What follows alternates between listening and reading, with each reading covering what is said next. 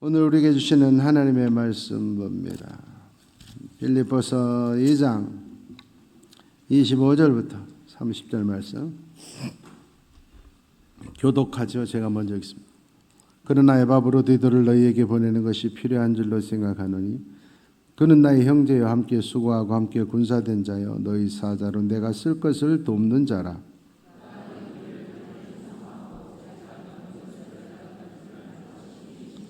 그가 병들어 죽게 되었으나 하나님이 그를 긍휼히 여기셨고 그뿐 아니라 또 나를 긍휼히 여기사 내 근심 위에 근심을 면하게 하셨느니라.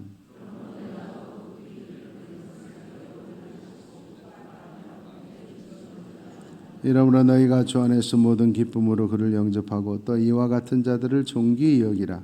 그가 그리스도의 일을 위하여 죽게 이르러도 자기 목숨을 돌보지 않아 나를 섬기는 너희 일의 부족함을 채우려 함이니라. 아멘. 이번 주에 참으로 안타까운 뉴스를 봤습니다. 인천에 사는 16세 고등학교 1학년 여고생이 3천만 원을 주기로 하고 자기 부모를 죽여달라고 전부 살해를 요청했습니다.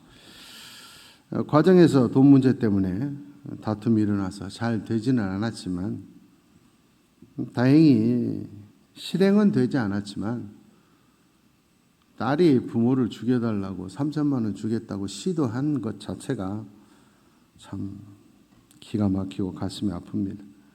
자식이라고 하는 건 내가 잘 키워야 자식인 건, 자식이 잘못된 건 내가 잘 못 키워서 그런 거. 자식을 낳는 것이 중요한 것이 아니라 잘 키워야 되는데 최고로 잘 키우는 여러 가지 방법 중에 하나가 신앙교육을 철저히 하는 거예요. 특별히 예수 믿는 사람들이 신앙교육이 제일 중요한데 학교 교육보다도 학원보다도 신앙교육을 더 가볍게 여기는 사람들이 많아요. 그러니까 아이들이 잘못되는 거예요.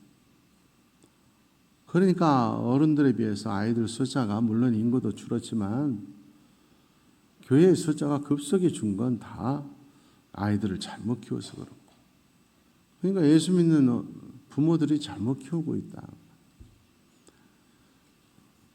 참 우리나라 국회가 참 하나님의 은혜지만은 또 묘한 게 이번에 국회의원들도 보니까 3분의 1이 기독교인이에요. 개신교인들 플러스 천주교인 3분의 1이. 우리나라 국회는 항상 3분의 1이 기독교인들이에요. 기독교가 3분의 1인데 우리나라에서 가장 신뢰할 수 없는 집단이 국회예요. 아니 기독교인이 그렇게 많은데 가장 신뢰를 못 받는다. 왜 그럴까요? 가짜라 그래요. 가짜들이 많아서. 그러니까 숫자가 중요한 게 아니라 직분이 중요한 것이 아니라 진짜가 돼야 돼요.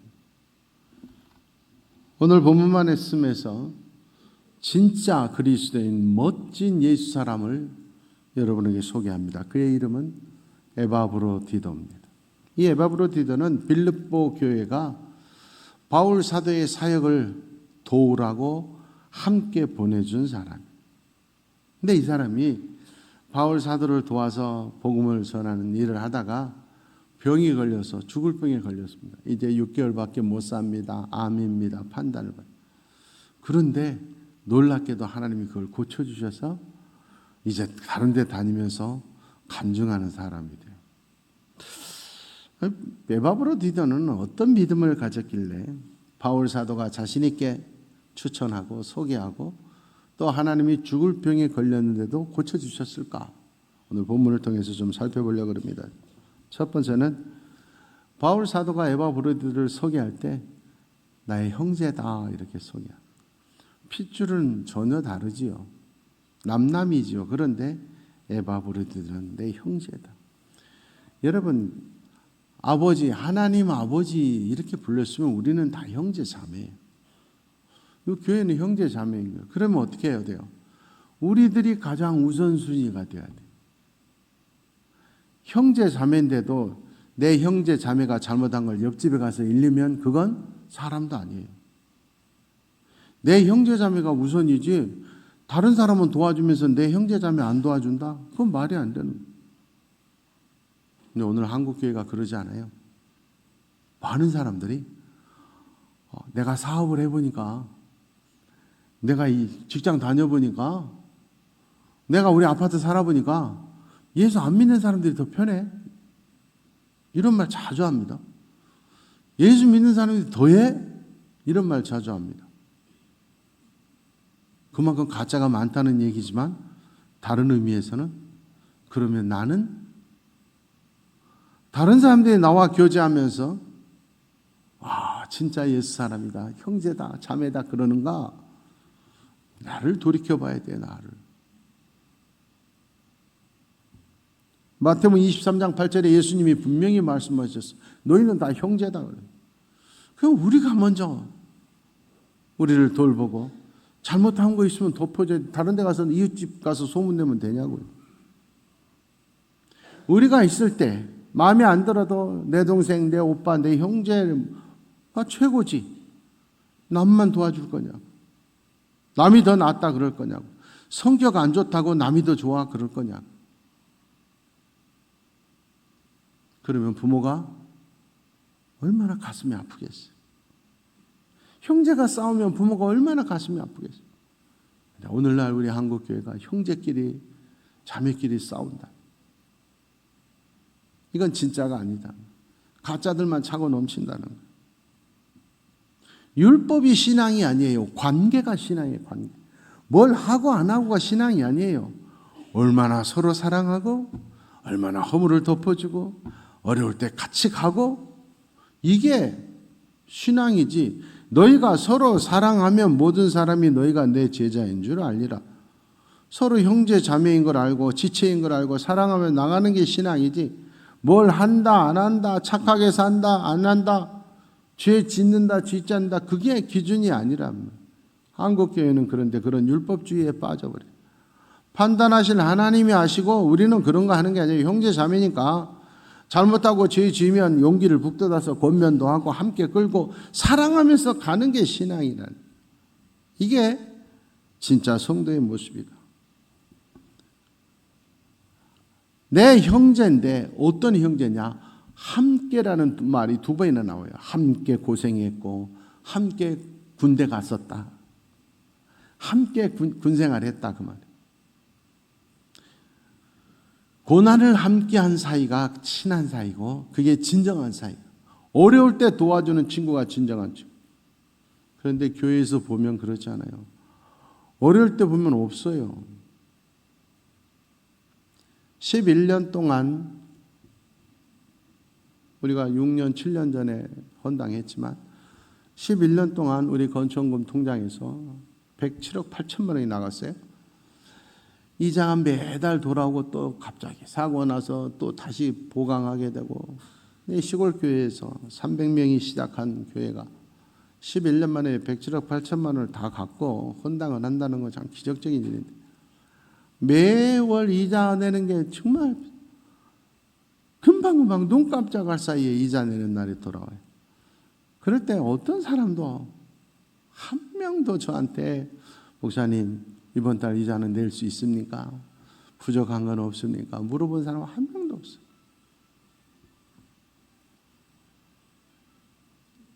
여러분 중요한 거예요.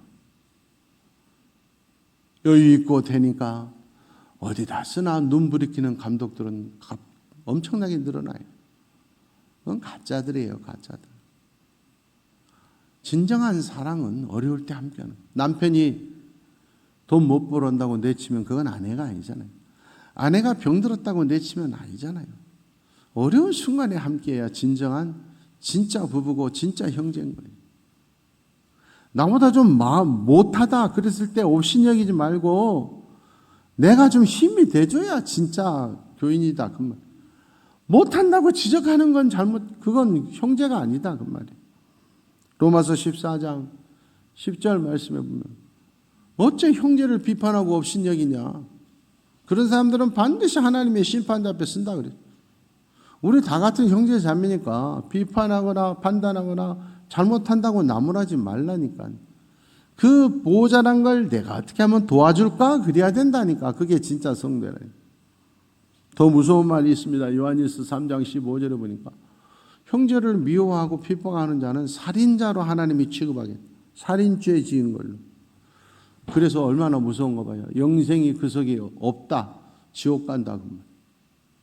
천국 가야 영생인데 영생하지 못한다. 형제를 비판하고 형제를 가슴 아프게 하고 이게 이렇게 무서운 죄다는 걸 알아야 돼. 그걸 모르는 안타까운 성도들이 너무 많다. 에바브로디다가 없다 그 말이에요. 어려움을 함께해야 진정한 사람. 남자들 모였을 때 제일 많이 하는 말은 군대에 있을 때 얘기. 왜 군대에 있을 때 얘기 자주? 제일 힘들었으니까. 물론 요즘 군대는 좀 다르지만 옛날에 힘들었으니까 군대 얘기만 하는. 힘들 때가 군대 동료가 좀. 특수부대 출신들은 자기 부대 얘기를 자꾸 더 어려웠으니까. 어떤 특수부대원들도 감히 따라갈 수 없는 끈끈한 관계가 뭐냐? 월남전 참전 용사회.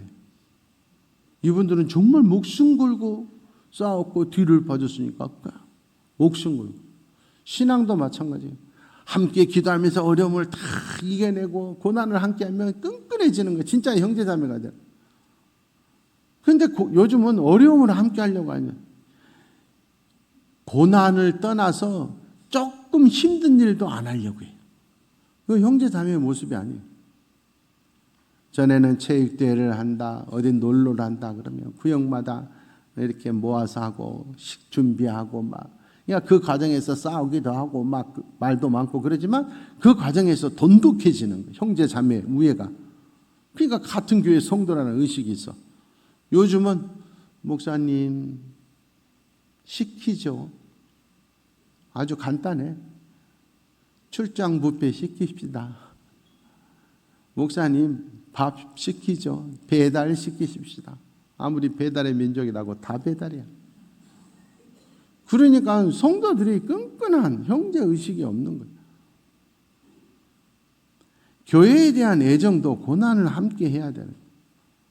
어제도 비가 왔잖아요. 그런데도 와서 곳곳에 청소하고 똑같이 와서 밥 먹고 가는 사람이 있는가 하면 식당에서 설거지하는 사람들도 누가 더 애정이 깊겠냐고. 하나님에 대해서 교회에 대한 애정 고난도 함께 해야 되는 것. 교회를 내가 누리기만 위해서 다니지 말고 교회와 함께 성도와 함께 고난도 당해야 돼요. 그래야 승리자가 되는 거예요. 시편 126편 5절 6절에 분명히 기록해 있어요. 눈물을 흘리며 씨를 뿌려야 기쁨으로 거두는. 눈물이 없으면 기쁨이 없어요. 울며 씨를 뿌리는 자는 반드시 하나님 앞에 주님을 위해서 봉사하고 희생하고 참는 그 눈물은 반드시 축복의 열매를 거두는 날이 있을 줄 믿습니다. 누가복음 22장 44절 말씀. 야, 예수님은 좋겠다. 무리도 걷고 죽은 사람도 살리고 맹인도 눈을 뜨게 하고 능력이 대단하셔. 예수님이 그러한 영성을 유지하는 건 그냥 되는 거 아니에요. 세상에 그냥 되는 거 없다니까. 예수님도 그 영성, 그 사명을 유지하기 위해서 얼마나 밤새도록 철야로 기도하셨는데 얼마나 간절히 기도했던지 성경의 표현이 힘쓰고 애써 더욱 간절히 4번이나 강조하고 얼마나 간절히 기도했던지 땀이 핏방울같이 됐다. 그러한 고통의 시간을 이겨냈으니까 예수님인 거예요. 그러니 십자가를 이겨내는 거예요. 통곡하며 부르짖는 기도의 시간이 없이 내 시간과 정성과 물질을 드리는 헌신의 시간 없이 신앙은 절대 성장하지 않는다. 두 번째, 바울 사도는 에바브로디들을 그는 내가 쓸 것을 돈 물질적 후원자였다 이렇게 소개를 합니다. 그래서 너희들이 그를 존귀히 여기라. 그 사람은 존귀한 자가 될 것이다. 나를 도와줬고 나의 물질적 후원자니까 존귀하게 된다는 게 아니에요. 잘 들으셔야 돼요. 주의 종을 후원하는 자 반드시 하나님이 주님의 종을 잘 섬기는 자 주님이 존귀케 만들어 주십니다. 잘못된 신앙을 가진 사람들이 있어요. 자기는 구두 신고 다니면서 목사는 고무신을 신고 다녀야 은혜가 되는 사람들이 있어.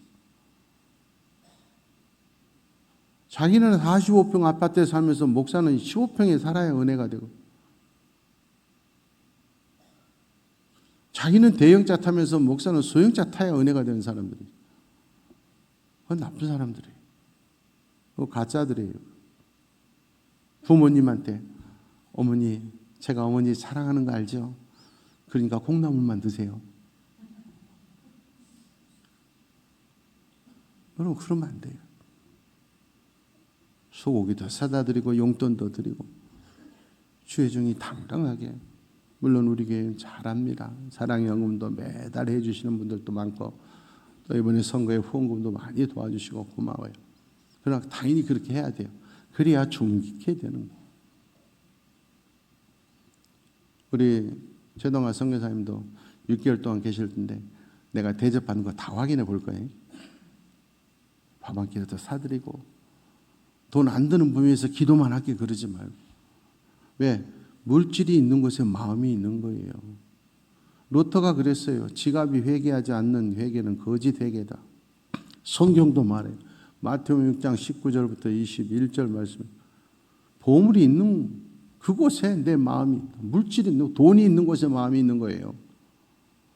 땅에 쌓아두는 물질은 변화무쌍해요. 진정한 내 것 아니에요. 하나님 나라를 위하여 드리는 것이 진짜로 변함없는 축복의 물질인 줄 믿습니다. 중요한 거예요. 하나님이 나에게 물질 주신 건 하나님 나라를 위해 사용하라고, 주를 위해 쓰라고 주신 거예요. 나만 위해서 쓰는 거 아니에요.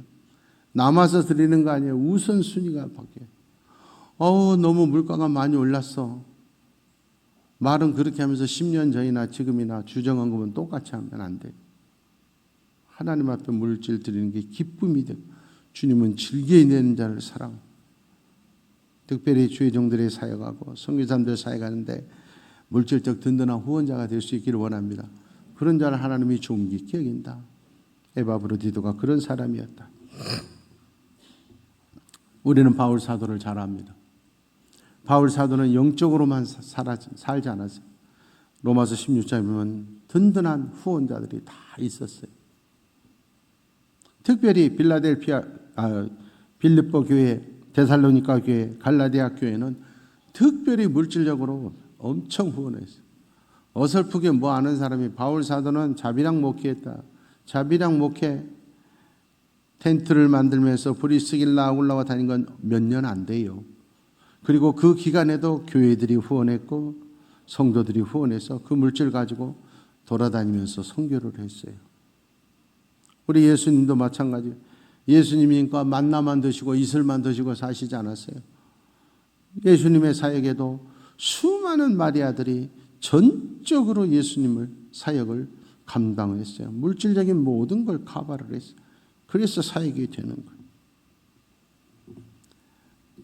그래서 하나님이 사역을, 하나님의 나라는 물질이 반드시 필요해요. 축복받아서 드리는 것이 아니라 잘 섬겨서 축복받는 여러분 되기를 축원합니다. 마지막으로 에바브로디도는 어떤 사람이냐? 에바브로디도는 바울 사도의 후원자였어요. 특별히 물질적인 후원자. 같이 복음을 전한 캠프에 있었어도 물질 담당이었어요. 부족함이 없도록. 열심히 선교 잘한 에바브로디가 병이 걸렸어. 암 걸렸습니다. 6개월밖에 못 살았습니다. 그랬을 때 어떻게 했어요? 우리 같으면 낙심하고 나 이제 얼마 못 사는 거. 없던 병도 생겨요. 두 번째, 왜 내가 이런 병에 걸려야 돼? 분노하게 되어 있어요. 내가 왜 분노하게 돼? 세 번째, 포기하게 되어 있어요. 아유, 얼마 못 살 때. 근데 오늘 본문 말씀을 정리하면 쉽게 하면 에바브로디는 사형 선고, 육체적 사형 선고를 받고 세 가지 근심을 했어요. 첫 번째가 뭐냐? 내가 암 걸린 거 알고 나 얼마 못 산다는 걸 알면 나를 파송한 빌립보 교인들이 얼마나 걱정할까? 내가 지금 죽을 병 걸렸다고 암선고를 받았는데 그거보다도 내가 죽는 것보다도 그 소식을 들은 나를 파송한 우리 빌립보 교인들이 얼마나 속상해하고 가슴 아파하고 울까? 이거 걱정부터 했다는. 멋지잖아요. 두 번째, 내가 아파서 죽게 됐는데 그 걱정보다도 바울 사도 사역에 지장받으면 어쩔까? 그 걱정을 했다는 거예요. 세 번째, 내가 지금 죽게 됐는데도 하나님의 영광 가리면 어쩔까? 그 걱정을 했다. 내 목숨 얼마 남지 않았다는 것보다도 이 세 가지 걱정을 먼저 해서 하나님이 너무 감동돼서 고쳐주셨다. 그 얘기. 이런 멋진 믿음의 사람들 되기를 원합니다. 내가 안 걸려서 얼마 못 사는데, 아유, 내가 여천교회 장로인데, 내가 여천교회 권사인데, 여천교회 교사인데, 이렇게 열심히 봉사했는데 왜 안 걸려서 사람들이 교회 욕할까봐, 하나님 욕할까봐 그것이 먼저 걱정되는 성도다. 그 말이에요. 이런 멋진 믿음이 있어야 돼. 내 생명보다도 하나님의 영광은, 내 생명보다도 교회가 먼저 걱정되는 믿음, 내 생명보다도 하나님 나라 건설에 지장받을까 그게 걱정입니다. 생명을 걸고 예수 믿는 사람, 생명을 극복하고 예수 믿는 사람이 진정한 성도인 거지. 죽어도 산다는, 나를 믿는 자는 죽어도 살겠고 살아서 믿는 자는 영원히 죽지 않는다. 육신의 죽음은 끝이 아닌다. 어제도 수도원에 가서 우리 그 꼬마들, 마하나임 꼬맹이들, 세상에 그 놀기 좋아하는 애들이 주야 하면서 통성기도 하는 거고 얼마나 이쁘고 고마워. 목사가 봐도 그렇게 이쁜데 하나님이 얼마나 이뻐하실까. 그러면서 이제 아이들 산책하고 그 시간에 저도 잠깐 산책하면서도 우리 부모님 교회에 유골을 다 꺼내가지고 부셔서 수도 밑에 수목장 나무에 뿌려놨어요. 그리고 조그만 돌비석을 하나 세웠습니다.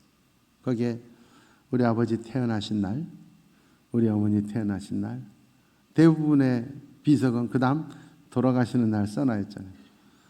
우리 아버지 어머니 비석에는 돌아가신 날이 없습니다. 태어나신 날만 써져 있고 그 밑에 천국에서 영원히 이렇게 써져 있어요. 안 돌아가셨어요. 천국에 계심을 믿습니다. 그거 중요해요.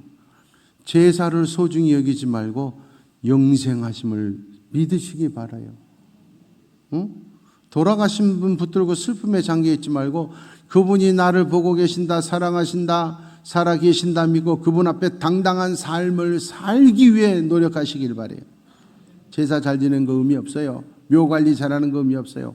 영원히 천국에 살고 계신다는 믿음과 그분 앞에 부끄럽지 않는 삶을 사고 나도 천국 가서 만난다는 신앙이 중요한, 생명을 넘어서는 신앙.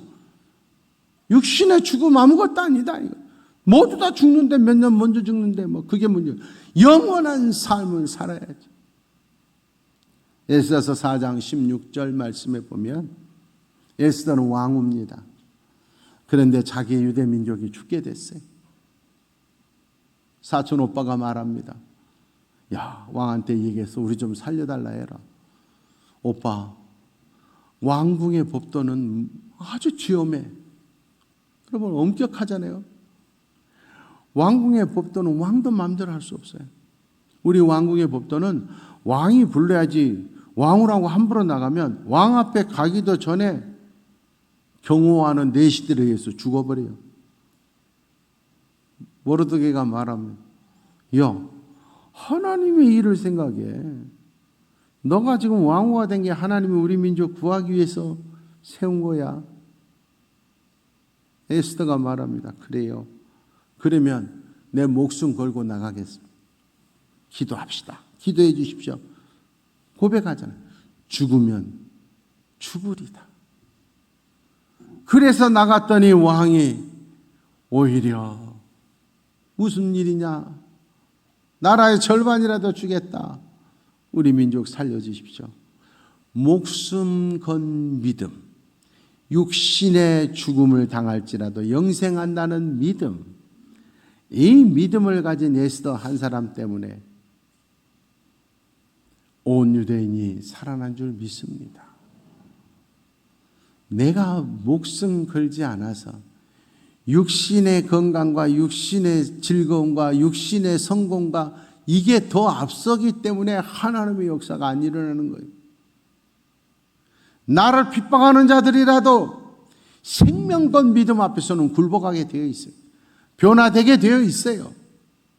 다니엘서 6장 7절을 보면 다니엘이 너무나 왕의 사랑받으니까 질투하는 못된 사람들이 법을 맞습니다. 음모를 꾸밉니다.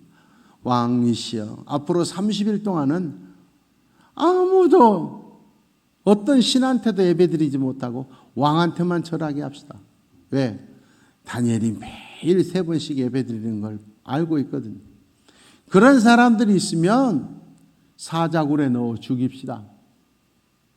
다니엘이 그 사실을 알고도 변함없이 하루 3번씩 하나님께 예배했다. 생명을 걸었다는 거예요. 그랬더니 놀라운 일이 일어납니다. 왕이 왕궁에 돌아가서, 여러분, 왕이 왕궁에 돌아가서는 편안하게 자야 될 거 아니에요. 사자굴에 들어간 다니엘은 잠을 못 자야 될 거 아니에요. 근데 역전이 됩니다. 그 호화스러운 왕궁에 들어간 왕은 잠을 못 잡니다. 그 산의 진미가 있는 왕궁에 간 왕은 밥을 못 먹고 금식합니다. 그 왕이 새벽 기도를 합니다. 새벽에 일찍 일어나. 내가 생명을 걸고 육신의 생명이 끝이 아니라 천국이 있다는 걸 믿으시면, 그걸 극복하면 어떤 사람도 변화되게 되어 있습니다. 오히려 내가 편히 잘 수 있고 그 사람이 잠을 못 자게 되어 있습니다. 아무리 권력자라도 재벌이라도 그 사람이 불안하게 되어 있습니다. 진정한 예수 사람은 사자굴에 들어갔어도 편히 잠들 수 있어요. 왕의 입으로 말합니다. 다니엘아, 다니엘아, 네가 섬기는 하나님이 너를 구원해 줬지? 확인하라. 다니엘의 대답입니다. 맞습니다, 왕이시. 하나님이 천사들을 보내서 저 굶주린 사자들 입을 봉하였습니다. 기적이 일어나더라. 적들이 오히려 다 사자굴에 던져져서 죽임을 당하더라. 하나님이 갚아주시더라. 사랑하는 여러분, 이 믿음이 우리의 믿음이 되기를 원합니다. 욕심 버리십시오. 모두 다 육신의 생명은 떠나게 되어 있어요. 이 세상의 부경화가 목적이 되지 마십시오. 이 세상의 성공을 위해서, 물질을 위해서 주의 피로 한몸된 형제 자매 가슴 아프게 하지 마십시오. 낮은 곳을 향해 흘러가십시오. 육체의 피를 나누지 않았지만 우리는 예수의 피가 흐르는 형제 자매입니다. 조금 부족해도 못나도 잘못해도 죄 지어도 우리가 덮어주고 우리가 격려하고 함께 가는 에바브로디도들만 모이는 교회가 되기를 원합니다. 이 세상에서만 보물을 쌓으려고 하지 마시고 하늘의 보물을 쌓으십시오. 주의 종의 사에게 든든한 힘이 되는 후원자가 되주십시오. 육신의 생명보다는 영원한 생명을 바라보고 하나님의 기적의 역사가 내 삶을 통해서 간증되어지는 우리 여천교회가 되기를 축원합니다. 하나님 아버지, 가짜들이 판치는 세상에 진짜 교회가 되기를 원합니다. 율법에 얽매인 믿음이 아니라 사랑으로 불타는 믿음이 되게 하시옵소서. 내 형제 자매의 잘못을 씻어주고 닦아주고 덮어주고 위로하는 자가 되게 하여 주시옵소서. 고난의 순간에도 함께하는 자가 되게 하여 주시옵소서. 하나님 나라 건설을 위하여 주의 종의 사역을 위하여 마음껏 후원하는 물꼬의 주인공들이 되게 하여 주시옵소서. 마리아들의 교회가 되게 하여 주시옵소서. 죽을 병이 걸렸어도 오히려 교회 성도들을 걱정하고 교회를 걱정하고 주의 종을 걱정하고 하나님의 영광이 가려질까 봐 그 걱정이 앞섰던 에바브로디드와 같은 멋진 믿음의 사람들의 모임이 우리 여천교회 되게 하여 주시옵소서. 예수님의 이름으로 기도하옵나이다.